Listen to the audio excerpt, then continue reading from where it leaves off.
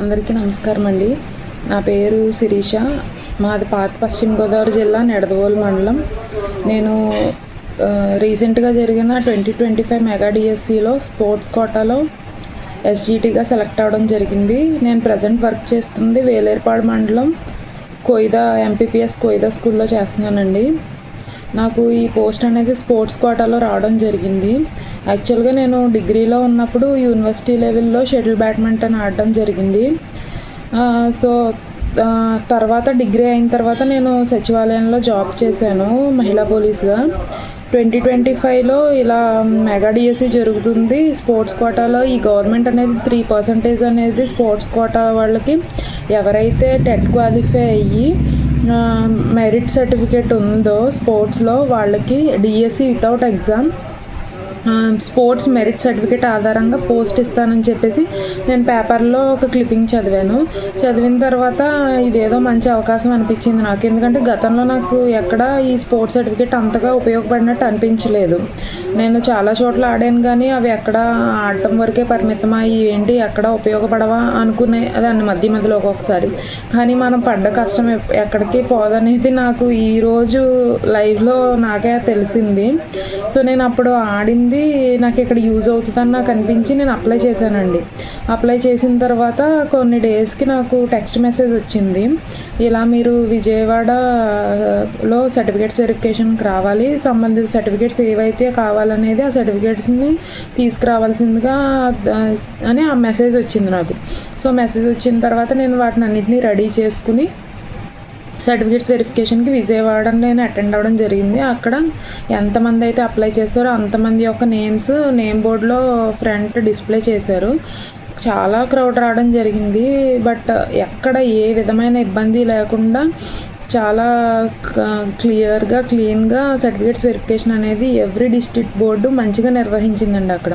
So అక్కడ మాకు ఏం చెప్పారంటే వెరిఫికేషన్ అయిన తర్వాత ఒక 2-3 స్పెల్స్లో జరుగుతుందమ్మా ఈ వెరిఫికేషన్. ఎవరికి అన్యాయం జరగకుండా అంతా ఎవరైతే జెన్యున్గా ఆడారో వాళ్ళ పేరు మాత్రమే వచ్చేలాగా మీకు ఒక ప్రైమరీ సెలక్షన్ లిస్ట్ అనేది ఒకటి మేము ఆన్లైన్లో పెడతాము. ఇక్కడ జరిగే ప్రాసెస్ అంతా ఆన్లైన్లోనే జరుగుతుంది, ఎక్కడ ఆఫ్లైన్ అనేది జరగదు. ప్రతి ఒక్కళ్ళు వెబ్సైట్లోకి వెళ్ళి ఓపెన్ చేసుకుని చూసుకోవచ్చు అని చెప్పారు. సో ఇది జరిగిన కొన్ని డేస్ తర్వాత ప్రైమరీ సెలక్షన్ లిస్ట్ అనేది ఒకటి వదిలేరు. సో దానికి సంబంధించి గవర్నమెంట్ ఏం చేసిందంటే అబ్జెక్షన్స్ అనేది ఒక ఆప్షన్ ఇచ్చింది. అప్లై చేసిన వాళ్ళ సర్టిఫికేట్స్ వెరిఫికేషన్ అటెండ్ అయిన వాళ్ళు అందరి పేర్లు కూడా ఆ యొక్క ప్రైమరీ లిస్ట్లో అనేది రిలీజ్ చేశారు. సో దీనికి సంబంధించి ఎవరికైనా ఏదైనా అబ్జెక్షన్ ఉంటే మీరు రైజ్ చేయొచ్చు. అది అప్లై చేసిన వాళ్ళే కదా, అప్లై చేయని వాళ్ళైనా సరే ఒక పర్సన్కి సంబంధించి అబ్జెక్షన్ ఉంటే వాళ్ళు అబ్జెక్ట్ చేయొచ్చు. ఈ యొక్క ప్రాసెస్ అయింది. అబ్జెక్షన్స్ అయిన తర్వాత ఏం జరిగిందంటే ఫైనల్ సెలక్షన్ లిస్ట్ అనేది ఇచ్చారు.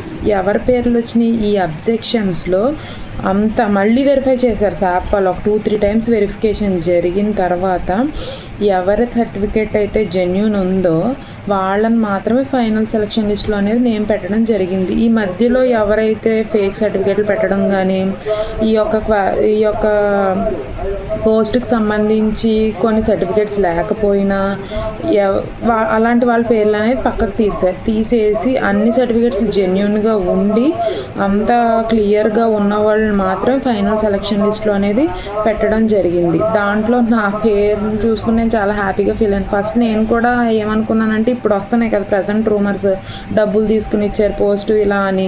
నేను అప్పుడు అప్లై చేసిన దగ్గర నుంచి ఇలాంటి రూమర్స్ చాలా విన్న తర్వాత స్పోర్ట్స్ కోటా అంటున్నారు, ఎగ్జామ్ లేదంటున్నారు, ఇలా ఏమన్నా జరుగుద్దేమో అనుకున్నాను. కానీ అదంతా అబద్ధం అండి. మా జిల్లాలో 13 మంది సెలెక్ట్ అయ్యాం. 13 మంది కూడా జెన్యూన్గా ఆడిన వాళ్ళ ఒరిజినల్ సర్టిఫికేట్స్ అన్నీ మా దగ్గర ఉన్నాయి. ఏ టైంలోనైనా మేము చూపించగలం ఆ సర్టిఫికేట్స్.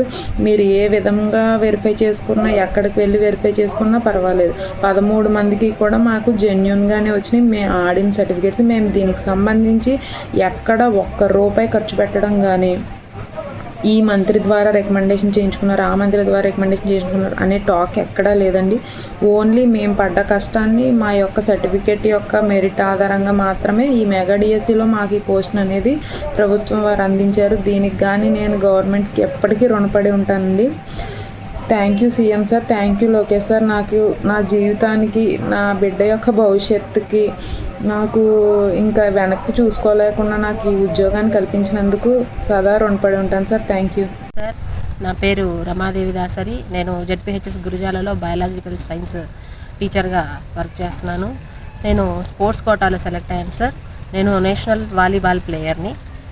సో చాలామంది ఇది బోగస్ అని అంటున్నారు. అదేవిధంగా ఇది అలాంటిది ఏమి కాదు సార్. నేను చాలా జెన్యూన్గా జరిగింది. అదేవిధంగా మేము ఎటువంటి ప్రలోభాలకు లోబడలేదు సార్. మాలాంటి స్పోర్ట్స్ పర్సన్స్ని గుర్తించి ఈ ప్రభుత్వం మాకు చాలా మంచి పెద్ద అవకాశం ఇచ్చింది సార్. సో అందుకు మేము ప్రభుత్వానికి రుణపడి ఉంటాం సార్. Thank you sir. నా పేరు పవిత్ర. నేను గుంటూరు వాస్తవ్యురాల్ని. నేను నేషనల్ స్పోర్ట్స్ ప్లేయర్ని మరియు నేషనల్ మెడలిస్ట్ని. నా గేమ్ వచ్చి జిమ్నాస్టిక్స్. ఇందులో నేను 4 school game nationals, 1 junior national, 1 senior national, 4 all India inter యూనివర్సిటీలు ఆడాను మరియు సౌత్ జోన్లో 2 సిల్వర్ మెడల్స్ గెలుచుకున్నాను. గత ఏడాది జరిగిన మెగా డిఎస్సి 2025లో స్కూల్ అసిస్టెంట్ ఫిజికల్ ఎడ్యుకేషన్ విభాగంలో రిటర్న్ టెస్ట్లో ఏ అవకతవకలు లేకుండా ఎంపిక కాబడ్డాను. దీనికి గాను ముఖ్యమంత్రి నారా చంద్రబాబు నాయుడు గారికి మరియు విద్యాశాఖ మంత్రి నారా లోకేష్ గారికి నా ధన్యవాదాలు. అందరికీ నమస్కారం అండి. Myself doctor Sujatha Kaskani, working as a school assistant physical education, ALS ZP high school, Akuveedu. నేను రీసెంట్ డిఎస్సి 2025లో స్పోర్ట్స్ కోటాలో రిక్రూట్ అయినానండి. నేను హ్యాండ్బాల్ ప్లేయర్ని. నేను 25 నేషనల్స్ వరకు ఆడుతున్నాను. National level gold medal, silver medals ఉన్నాయి.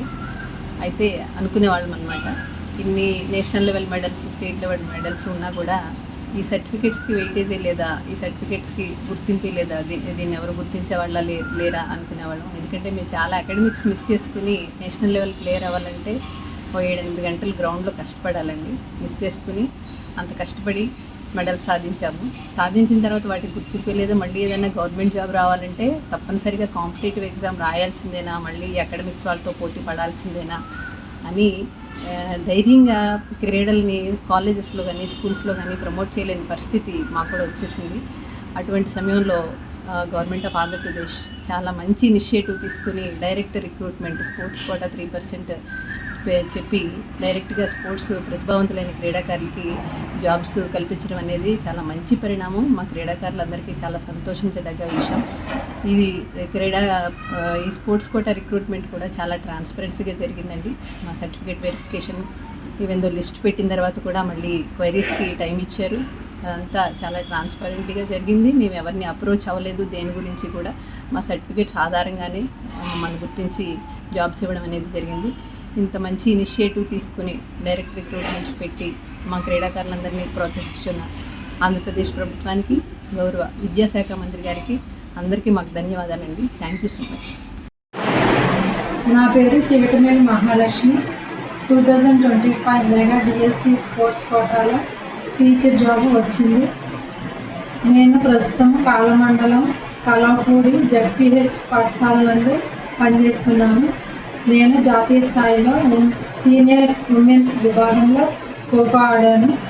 నేను ఎవరికి ఎటువంటి డబ్బులు ఇవ్వలేదు. ఈ స్పోర్ట్స్ సర్టిఫికేట్ మెరిట్ ఆధారంగా ఈ కూటమి ప్రభుత్వం నాకు టీచర్ జాబ్ ఇచ్చింది.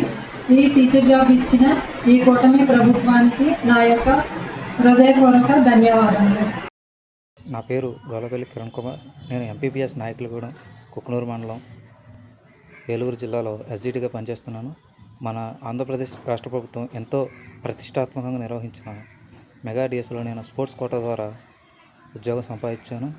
నేను ఆల్ ఇండియా ఇంటర్ యూనివర్సిటీ బేస్బాల్లో సర్టిఫికేట్ కలిగి ఉన్నాను. నేను పూర్తి మెరిట్ ఆధారంగా ఈ ఉద్యోగం సంపాదించాను. ఈ ఉద్యోగం సంపాదించడానికి అవకాశం కలిగించినటువంటి ఆంధ్రప్రదేశ్ రాష్ట్ర ప్రభుత్వానికి కృతజ్ఞతలు తెలియజేస్తున్నాను.